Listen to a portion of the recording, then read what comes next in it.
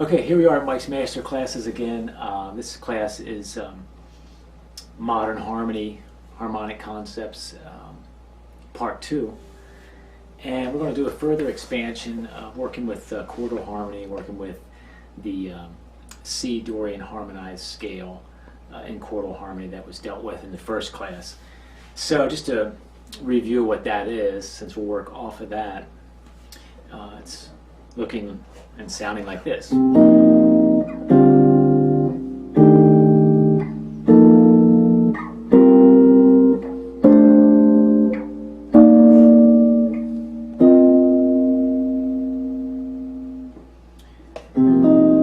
Chordal harmony, and as you know, some of these shapes do lock up with the seventh chords that we know, like C minor 7. But we take the fifth out of it, add the fourth in, and we get that chordal harmony stack of fourths. So this locks up nicely with that position that we know right there. Coming up across here, this may look recognizable. You say, oh, that's like a E flat major 7 flat 5. And it is, you know, if you're looking at it from the E flat perspective. So that's something we recognize. It's like, okay, I see how that fits into the picture. This here, even at the 8th fret, it's kind of like C minor 7 here. And it's right there. We have the 4th F in it. And we also have this 6th A up there on the top. So that's pretty recognizable. You could look at that again right there as E flat 6 9 if you wanted to. This here kind of looks like that F13 shape, which it is if you look at it from the F perspective. And then back up to C. So what we're going to do is take this and manipulate this and move it around and change things and whatnot. First of all, the first step I think what you want to do is break this up into 2 string groupings of 3 strings each. So let's just take the top 3 strings. This would be the 4th, 3rd, and 2nd strings. So the same thing we played, but now we'll just use those 3 strings only. So we have this.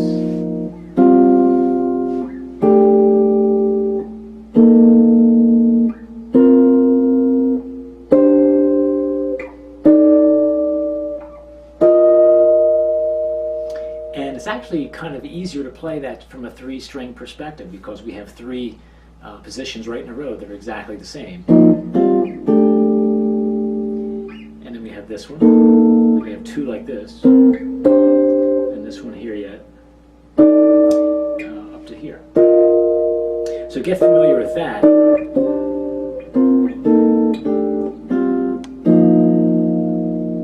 And now we want to take this same form again that we used originally and use the bottom 3 strings. So now it's going to be using these 3.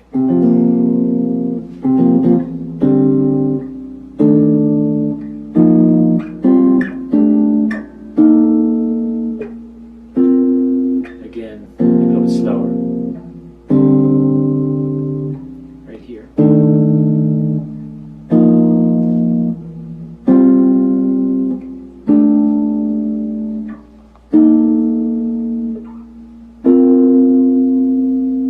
So it's really important, in my opinion, to look at this material as separate entities in themselves. You know, so you don't just look at this and say, oh, okay, all we do is just split this, you know, and split this, and you start to look at these. I mean, you can just continue to look at these as one large entity. We want to look at them specifically as these smaller fragments and be able to deal with that on their own.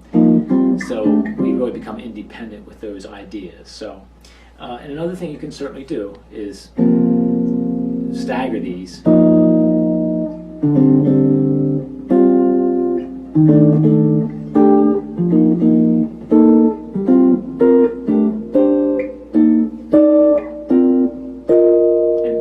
Like that and get to hear them and feel them, see them like that from that perspective. Okay, and also getting into just like a scale, we have our scale tones, you know, and then we can do chromatics in between and all that. We can do the same thing with harmony. We have our on target points, you know, places that are off. We can tell they're off target. They're not in the. They're all of a sudden jumped out of the key. So next thing you could do is get familiar with. Make sure you're locked in with this, and then also just start putting in the chromatics.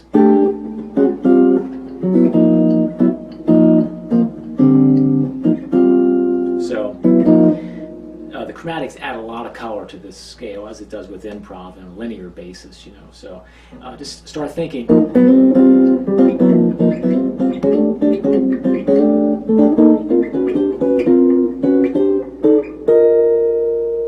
So get used to start and just mess around with the chromatic approach to it, and that'll open things up a lot right there. Now this scale is really great to include in you know, like modal tunes, like you get into things like equinox, softly as in a morning sunrise, stolen moments. These are all C minor based tunes, so this is obviously perfect to use this scale with. For like, take equinox for example. You have this melody.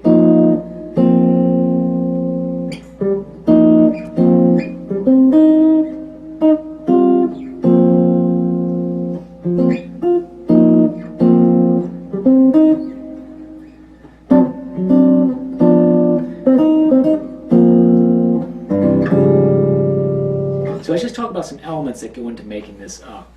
You take this simple melody, and usually, you're dealing with C minor 7, a regular 7th chord type of voicing. You deal with F minor 7 and like an A flat 7, that's A flat 7 flat 5 to a G7, back into C minor, and usually go to an altered 5 like a G7 sharp 5 for the turnaround and back into your C minor again. And those are really nice chords. After you use them for a long time, you get to think, well, it has to be something else that you could use. And that's where this chordal harmony comes into play. So with something like equinox, we have the melody down E flat, down to the C. So what I'm going to do is I'm going to use chordal harmony that we've been talking about, this aspect of it. And instead of playing, going down in parallel, I'm going to play this voicing of C minor. And in the first class that we did, that was coming out of a voicing system that's using this parallel.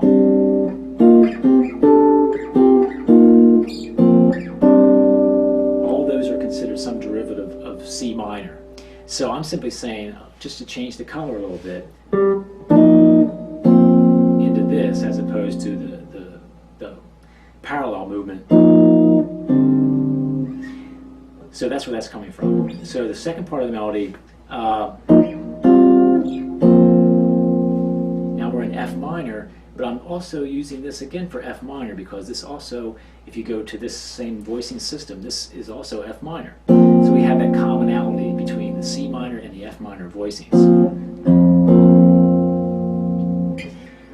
And then we're into the A flat 7, G7, and I'm going to choose to use this voicing system again. And instead of going to the 7 sharp 5, I'm going to do something really different and hit this, which is a pretty neat sound. And basically what this is dealing with is it's taking a triad with the second inversion with the 5th in the bass. So we're taking a C major triad, has the G in the bass, and we're keeping this G in the mix here, the 3rd string. And we're going to take that up a half a step to a D flat triad, and we're keeping this G in the mix as well. So that really anchors it down. It's kind of like the root for this G7 sharp 5. It's the G sound. So we got the G covered, and we're just playing C, D flat. For a nice blend of tones there. A lot of times you can approach, you have C minor, you can approach C minor from E, to E flat, or I can approach C minor from D flat if I want to, B. So that's how I tend to look at this. It's just simply, it's approaching it from a half step. The chordal quality is different. We're working with C minor, but we're working with major triads, but we're still only a half step away from the tonal center of C. So it's C to D flat. And the G, like I said, is the musical glue. That's our common tone, which holds everything together. So that's one thing we can do. If we take a look, let's take that equinox tune around another time.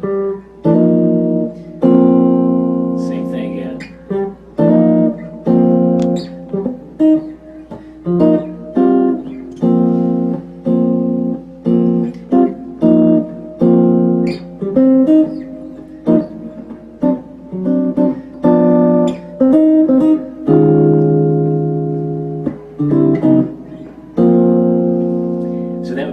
Like a second time through the melody.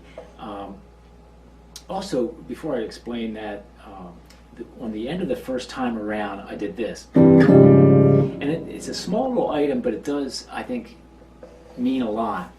And rather than just saying 1, 2, 3, 4, 2, 3, 4, back into our C minor, we're playing 1, 2, 3, ba, ba. Just that little da, da adds a lot of rhythmic, I don't know what the word is, rhythmic fun. It's just a nice little rhythmic figure as opposed to just the typical anticipated thing that we do on beat 4. So also now getting back to the other time around, and this one I went up to E flat 9.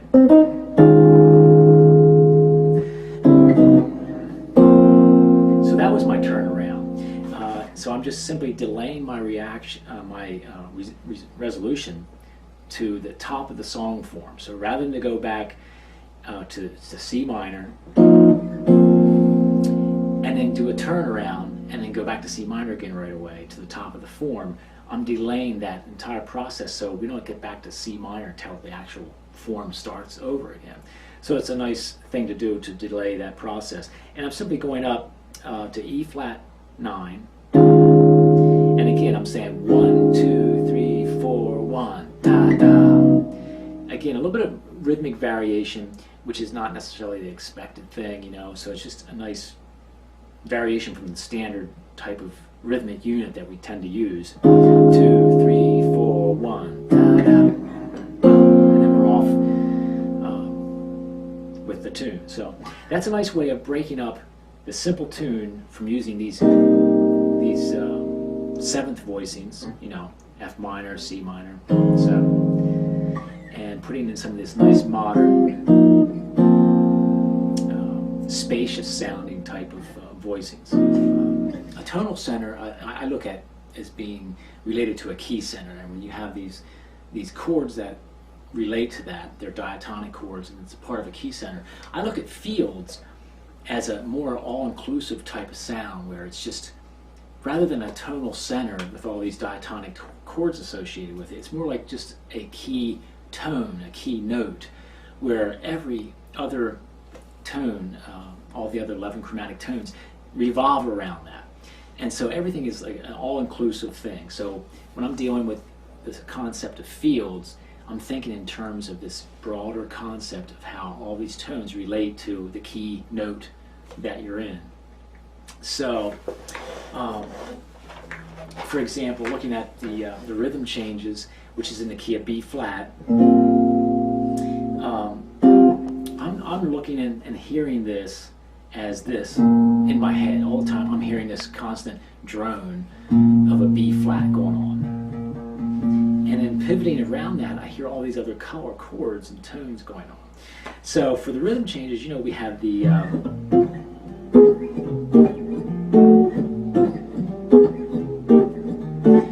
classic 1-6-2-5 progression, and these things that I'm going to show you, fields, work within that context, but they just change the harmonic color of everything. So for instance, if I were to play the rhythm changes using this one concept here on page, it's called example 1, it'd be like this: 1, 2, 1, 2, 3, 4.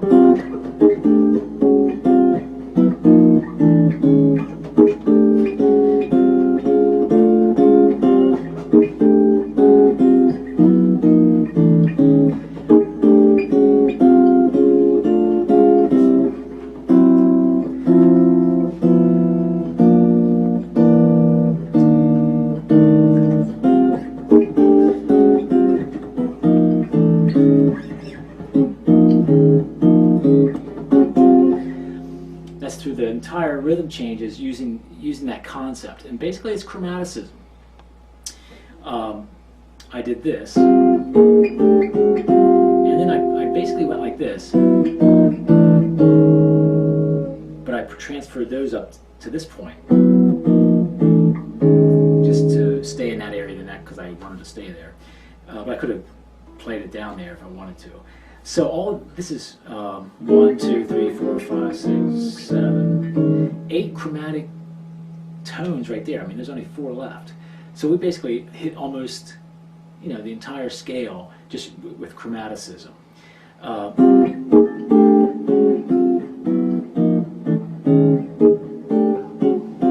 right here I did a little pivot again with this kind of thing, and then I took those voices up one more half step, back down, and then down again to that starting point. And that's a little thing that I've used for a while, and I just like the sound of that with that common tone.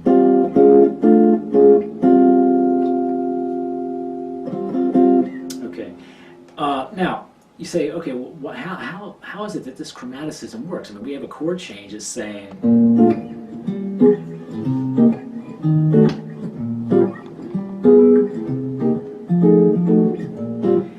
What's that chromaticism have to do with that? Because it sounds so structured, and it is. But if we listen to it again, going back to the top voice, voicing type of thing, what we have when we do this, we have this F on top, we have the A flat on top, G on top, the F sharp on top, back to the F. When we do chromaticism, listen to the top voice. Exactly the same thing. So even though it's chromatic, it sounds very similar to this.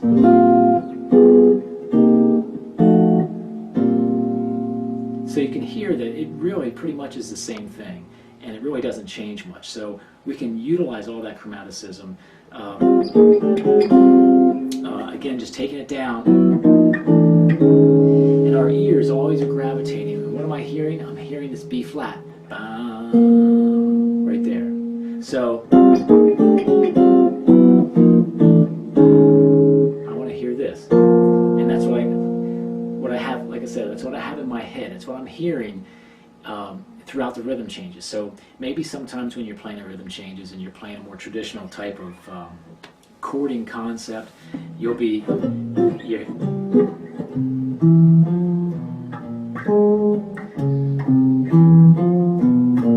that traditional root movement, but then all of a sudden you say, okay, I want to do this kind of concept, so you switch, just hearing this field of sound, and then you just have everything revolve around the sound. So everything will relate to the sound, no matter what the interval is. It's going to relate to this B flat. And you just have to follow the direction of the top note to make that workable. That's what the key is, really listening to that top note of the voicing. Doesn't matter if you're doing that or this.